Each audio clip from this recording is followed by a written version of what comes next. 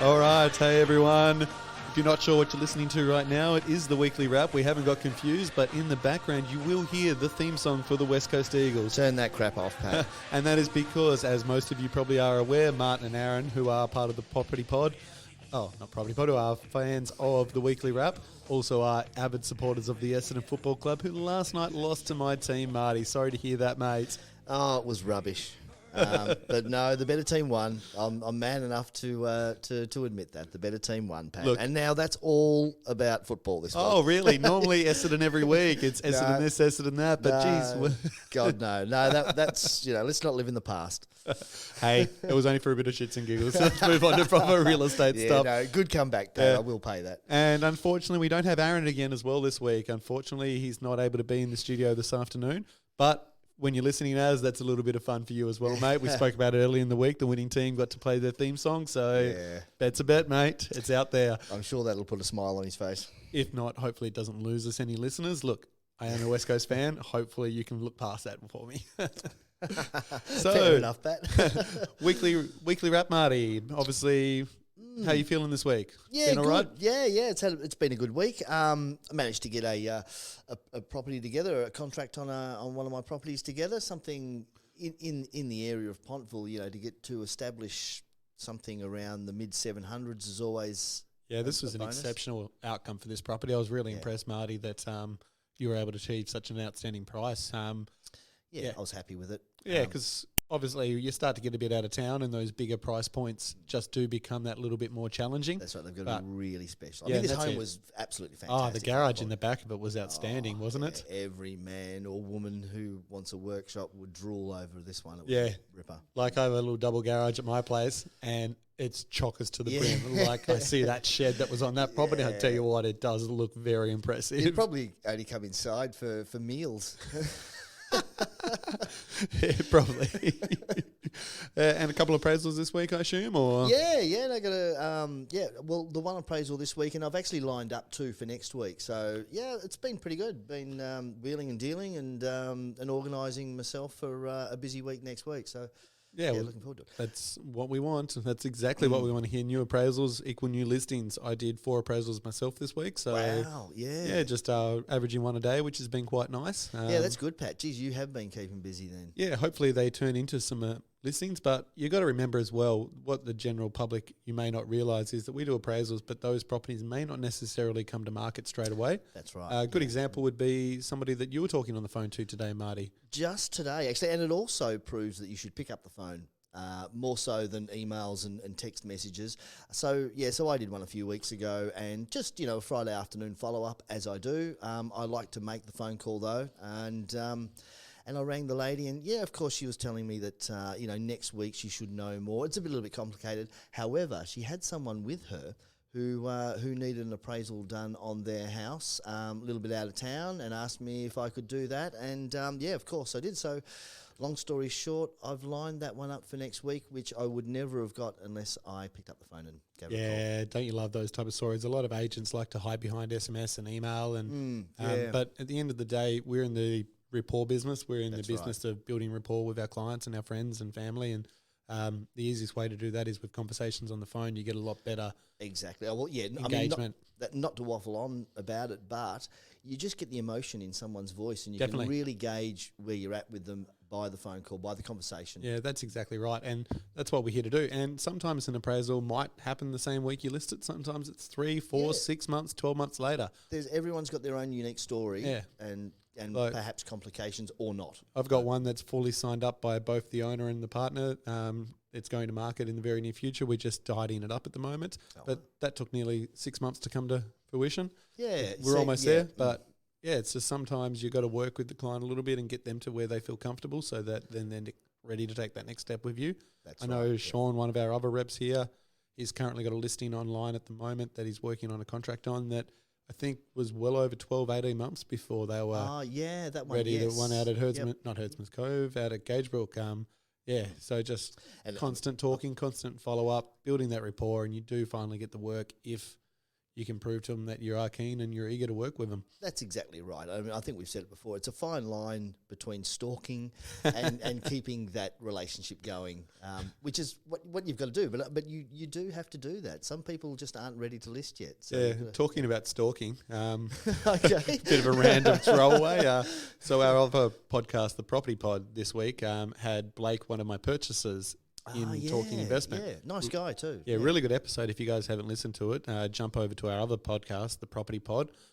Blake talks about investment properties, and it came up through the conversation that I had been stalking him through our database, because our database records every property you inquire about, and I was looking through. Boy, did he start ratting on me after that. He was stirring me up, playing jokes down the line to him. It was him, Aaron and John, all unleashing on me. So I reckon Aaron and John would have just been egging him on. Oh, yeah. But it's really good when you can have a guest come in and they pick the vibe of the show and they pick the feel feeling. Comfortable and then straight away, the banter, which is probably what makes our other show, I guess, enjoyable to listen to. Yeah, not so much your boring old information. Yeah, we had a bit of fun with it. You got to mix it up. Yeah, so that was. I guess what we want these to be is more of a conversation that our listeners can feel involved in as well. It's natural and it's exactly. Yeah, right. So that was fun. What else did we do this week? You and me, Marty, we went to Henry Jones for lunch this week. That's right. We had a luncheon yesterday. It was quite enjoyable. It was actually the Property Council of Tasmania had one of their functions on. Of Australia. And the Mercury was nice enough to invite myself and Martin along to have a listen. It was quite informative, wasn't it? Yeah, I'll be honest, if you're listening, Kate, I'm sure you're probably the same as me. I was a little confused by the end of the presentation, but so the presentation was a gentleman from Melbourne who has helped Roads Victoria and the Victorian government build a 30-year plan for moving infrastructure further into the future. I think I misunderstood what the outcome was supposed to be, what we were achieving with that talk. I guess for me, I was assuming he was going to come down and use his experience on how he's helped Victoria and suggest ideas of what could be done in Tasmania to achieve a better traffic flow, a better sort of setup. But it wasn't really about that, was it, Marty? And I agree. I thought that was going to be along the same lines in regards to the question and answer time afterwards. But I think he was just purely explaining how a larger city does it, with a high density in living and which look, it was really still interesting to listen to, but I was hoping to be able to get some key takeaways that we could come and talk today on the show about, or and see how we could sort of better improve a lifestyle here in Tassie, because traffic, although for a mainlander it's non-existent, for us it's getting to that point where it is getting a bit frustrating to drive into town, and it is getting a bit frustrating in that sort of higher peak hours with traffic and flow and all of that. That's right. I mean, if to take something away from it, for me, I guess he did touch on a few points in regards to information-driven decisions, just not decisions made by a group that they feel is the better. You've got to have your information there, and you've got to be transparent in what you do with everything you do. Obviously this is no real new news, but you got to focus your decisions in regarding the environment as well. And one thing that he did touch on was which is okay. He was saying, be a bimby, not a NIMBY, and that meaning the old "not in my backyard," which seems to be quite often it happens, and we can relate to that, especially with things like the cable car that's been going on here. But more so, and you can imagine it in Melbourne with these bypass roads and ring roads and things and all that sort of thing. I guess looking at what's better for the entire community, not a certain portion of the community. In regards to bimby would be what benefits in my backyard. So, ask someone, okay, all right, what are your issues with this being, in your particular area, and what issues would you have with it, but also what you could benefit from this, what benefits that may come from it.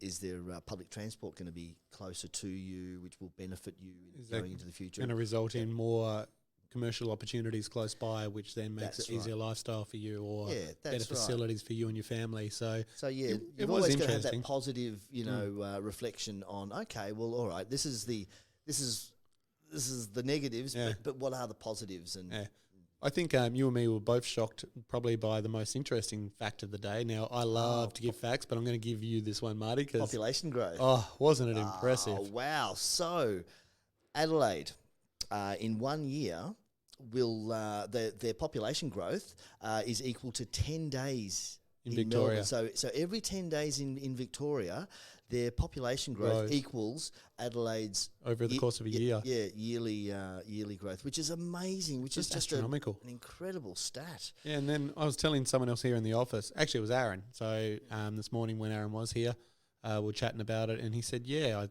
telling him this stat, and he said one of his mates who lives in Melbourne believed it was either weekly or fortnightly, couldn't remember. Melbourne grows by about 2,000 people. So worst case scenario, it's 100 to 105,000 a year based on that. Yeah, that'd be Best case scenario, it's still 50,000 people every year moving to the city of Melbourne, not Victoria, the city of Melbourne. I reckon it's more like 100,000. Yeah, it's just an astronomical number. I'd like to know the stats on how many leave. Yeah, would be interesting. I mean, and I don't mean to be bagging out Melbourne or anything, but if you've got one stat for one thing, you really should even that up with a stat the other.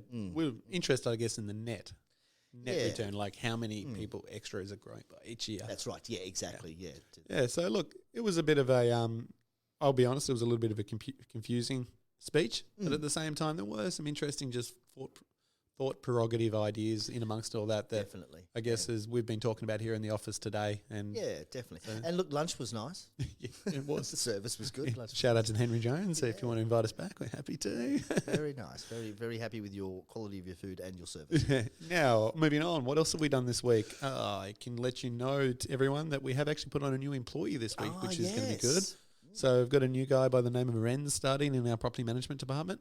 Renz is going to be handling a lot of our admin aspect stuff, so freeing up our property management team's time to be able to focus on their clients a little bit more and help the business grow as well in that aspect. So fantastic. I think that's going to be a fantastic addition to the team just to ease that pressure off. So I think he starts 1st of next month or 2nd of next month, so it'd be good to get him on the team. Yeah. Might be able to get him on the mics at some stage and have a bit of a chat to him, find out a bit more about him. Exactly, yeah. But he's going to relieve so much pressure from the property management department who are flat stick, aren't they? Yeah, they just doesn't seem to ease off. It's just non-stop.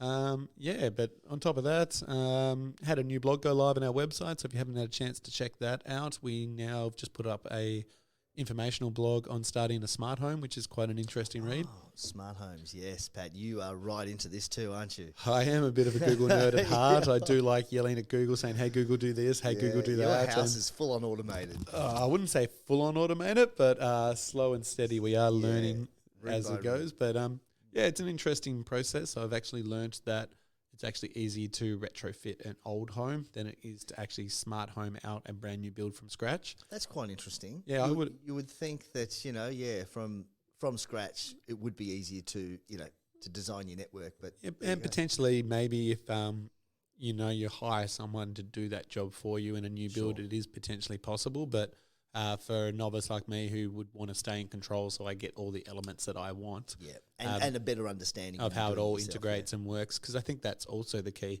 It's great to have a smart home, but if you don't know how it works, when it breaks, you don't know how to fix it. That's true, yes. It's when something goes wrong is when you really need to. It's probably not something you want to go and actually outsource to somebody else to do for that reason, because you need to have an understanding of how it all works together, what app drives what program, does that. Yeah, very true. Yeah, but look, I've had a lot of trial and measure ideas. I'll be honest, I've wasted a little bit of money on some things that haven't turned out to be the right avenue, but... So what essentially? So what? Just for the novice amongst us, including myself. So Pat, what you're talking about when you're talking about this is, say you get out of bed of a morning and a lot of people have these Google Home hubs and things like that. So you actually can say, Google, turn the lights on, etc. Google, turn the lights. I'll give you a great example actually.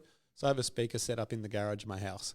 When I drive into home at nighttime, especially at this time of year where it's dark by 5:30 when we get home, it's cold, those type of things. So when we get home, Parker gets out, my little boy Parker, 6 years old, jumps out of the car, speaker's in the garage, he yells out, "Hey Google, we're home."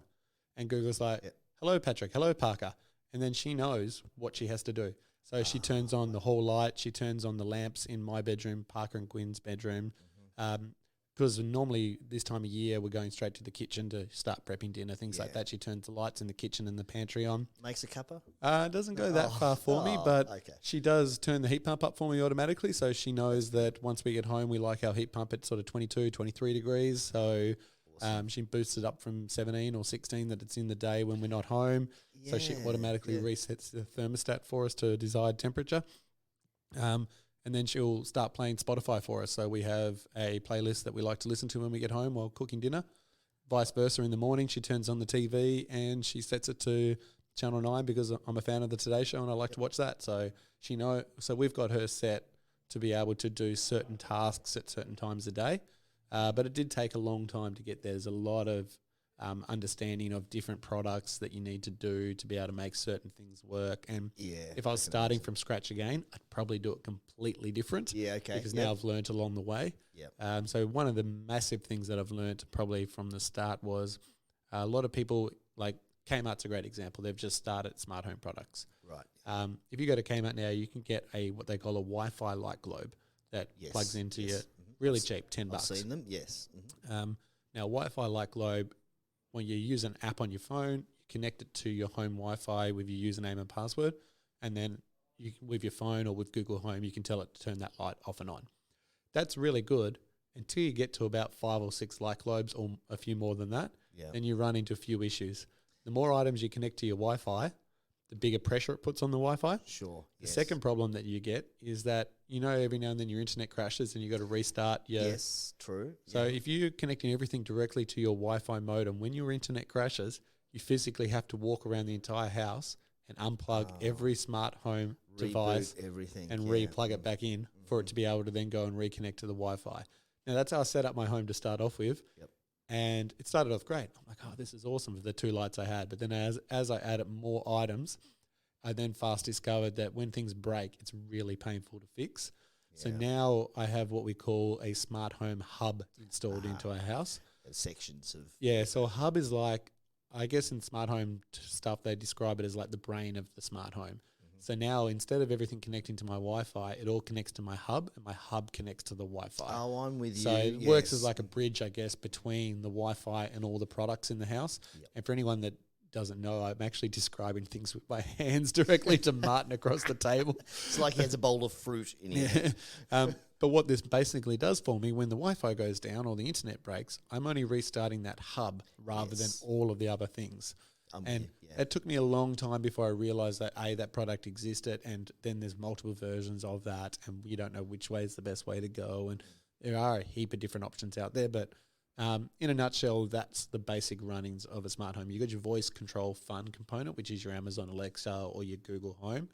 You've got your brains of the house, which is your hub, which can be made by Philips, a light company, or Samsung make one, or to start off with, I had a little cheap Chinese one at one stage as well, which I picked up for $50 on Amazon. There's lots of different options for the hub. And then you've got all these different things like lights, switches, vacuum cleaners, locks on front doors, security cameras, of course, doorbells. There's so much stuff that connects to a home Wi-Fi or to a smart home. I didn't actually realise, I thought we were talking lights and blinds and, all those sorts of things. But, what you just explained then is you get home and yourself or Parker says, we're home, and this sequence of events happen, and you tell it all to what you want to happen when you say that command. Yeah, so and that's what I was going to get to. So it's a certain command that you've programmed in to set that sequence off. Yeah, that's correct. So within these apps that you have on your phone, it's really simple. Once you've got it all integrated into the one location, then it's just a matter of all of the products are there. So all these different things all scattered through your house are all in one location. And then you basically set up the Google Home to say, when I say this phrase, I want you to do these things. And you just go through the list, turn this off, turn this on, activate this, temperature this. So you can constantly update that, add and take things off. And that's it. Come summertime, we're not going to want the heater to be turned on, so we'll log in and we'll quickly update. You'll adjust that to an air conditioner or something. Exactly. To a cooler. Or we'll adapt to depending on what time of year and it's really quick and easy to actually update that. But it's basically just a predefined list of tasks that the machine goes off and does. It's amazing. It doesn't seem that long ago that we were showing off, automated blinds. Hey, look, we don't need a drawstring. They run off a motor. And exactly. How smart's that? But yeah, I've actually been down to Bunnings and had a look at those globes. And actually, it was only just a week ago. I was looking at them thinking, oh, Pat's got all these things. These look really cool. I could, I've got a bar at home. I could really jazz this up. And then I noticed there was no globes in the boxes. And I thought, what's going on there? But, I noticed some of these really smart globes were over $200 they're expensive. And noticed they were all behind the service desk. So I do a lot of my smart home stuff either buying secondhand stuff off Gumtree or off eBay because there's a lot of people out there that get into this and then start and be like, oh, they might do one or two lights and think, nah, it's not for me. So I bought a lot of stuff secondhand, which has worked really well at keeping my costs down. Yeah, smart, very smart. Then there's also a heap of websites out there that have third-party Chinese versions of the same products that work with the major systems. Yep. So like I've got certain light globes and stuff that I've bought offline from a Chinese website at a quarter of the price. So what might be $80 at Bunnings to buy the Philips Hue one, which is like the main player when it comes to lights in the smart industry. You can pick up a Chinese knockoff that works with the Philips Hue system for like $20. So I've done a lot where I've bought no-name brand ones that will integrate and work with the same product. What I was going to say, so it integrates with them smoothly. Yeah, so look, there are hacks, I guess, is the best way to describe it, to be able to do smart homes on a better budget. Yeah, exactly. But it just depends on how far you want to take it and what you want to do. But I guess that's what this blog was all about. So in this blog that we've got up on our website now, we've got all of that in there. There's so much in there regarding, and we've done a lot of links as well. So if you are thinking about starting to buy some of this stuff, we've actually provided links to where you can buy the things, how much they cost, and all of that. So good content. There's about 30 or 40 links to different websites to help you get started in buying things and what you should buy, what you shouldn't buy. And we've tried to put in there as well what our mistakes were and what so that you don't make those same ones. Like that's great. Adding great value to that. Yeah, that's it. Like it may not be fun to start off with buying a $200 smart home hub to begin your journey. You want to go buy the light globe and make something happen straight away. But in the long run, it's better to start with the hub and build off that, because what I found was when I had everything directly connected to my Wi-Fi and then I wanted to add the hub into it later to fix my problems, it was a lot harder because everything was already set up. It was all wanting to work one way, and then I had to manually go in and refix it all to then work a different way. Yeah. And it took a lot longer, where now anyone that's doing this, you should definitely do it where you start with the hub and build off the hub. And the article, it's a great read. It's there as a resource for anyone that is thinking about getting into it.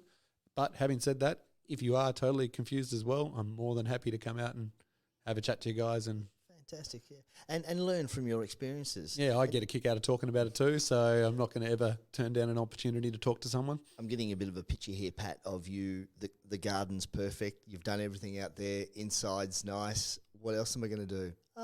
Let's start automating my house. You can imagine it's for the person who's done everything around their house. And so what's next? Unless it's my house where the lawns are overgrown, the bushes are out of control, and I haven't touched the garden for God knows how long. That just shot that theory down in flames. But the house is smart. But that's coming from my nerdy tech background. So like I like toys, and this is like the new version of Lego for me, I guess, is the best way to describe it. An extension of your Lego.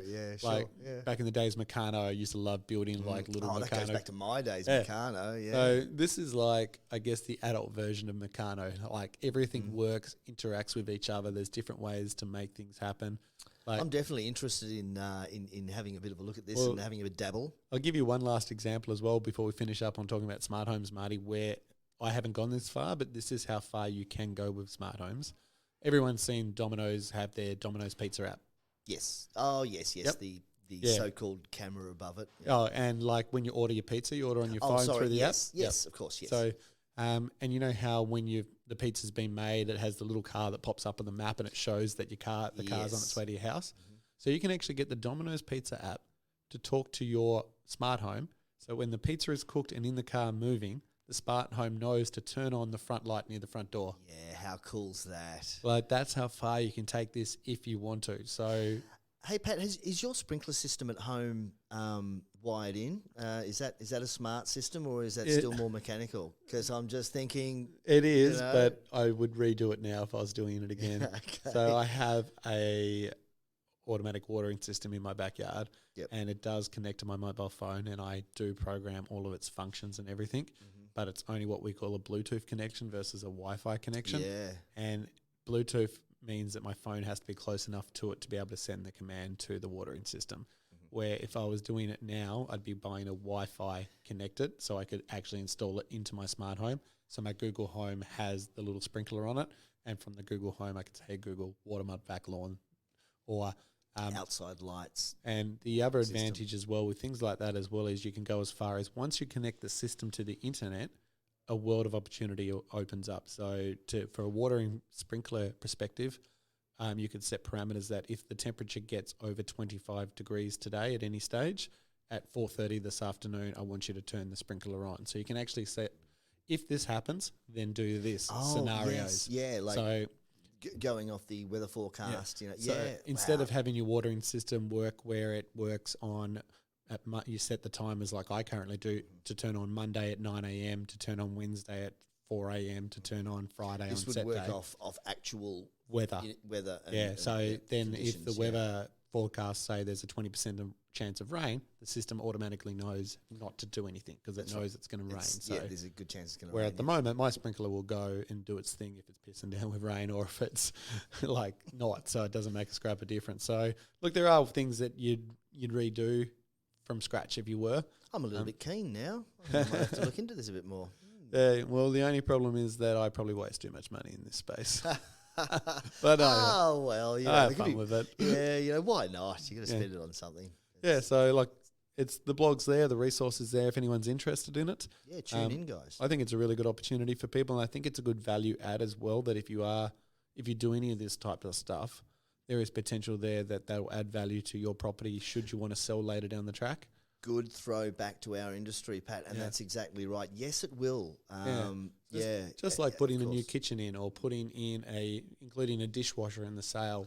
In the years to come, I think there will be opportunities there for people that do have smart lighting throughout the whole house. Yes, yeah. That is then becoming an added advantage from a sales perspective. It's a wow factor. It's a real feature, and your buyer, you've added value. Your buyer is more inclined to offer more because of the technology that you've put. And I can't wait to run an open home where I can have Spotify playing with a disco light system happening with the lights flashing off and on. And I think Chris Lilly's got a show at the moment.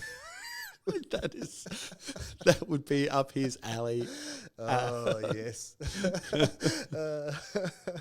So look, I guess that's we got a bit off topic there. We didn't really talk a lot about what Office got on, but hey, we're here to talk. It's a generalised chat. Exactly. It's a wrap-up. It's a weekly wrap-up. But we're now sort of just about to hit the 30-minute mark, so it's probably about the perfect time to finish this up for today, I reckon, isn't it, Marty? Yeah, fair enough. Yeah, okay, yeah. Well, like always, everyone, thanks heaps for tuning in. It's good to see that our listenership is growing weekly, so it's nice that we're getting new people tuning in every week. That's great, So if you can continue to tell your friends, your family, everyone, just keep telling people about it. Don't forget, you can subscribe on all the different platforms. Just if there's a podcast platform out there, search the Weekly Wrap. We should appear on it. And a quick shout out to all the guys doing the solstice swim tomorrow morning at 7:45 a.m. You idiots. And with that, I guess we'll wrap up. Thanks for listening, guys. Have a good one. See you guys. 414 Real Estate has been operating within the northern suburbs of Hobart since 2006. With their innovative approach to marketing and managing your property, they have all your property needs covered. Find out more by visiting them today at 414.com.au.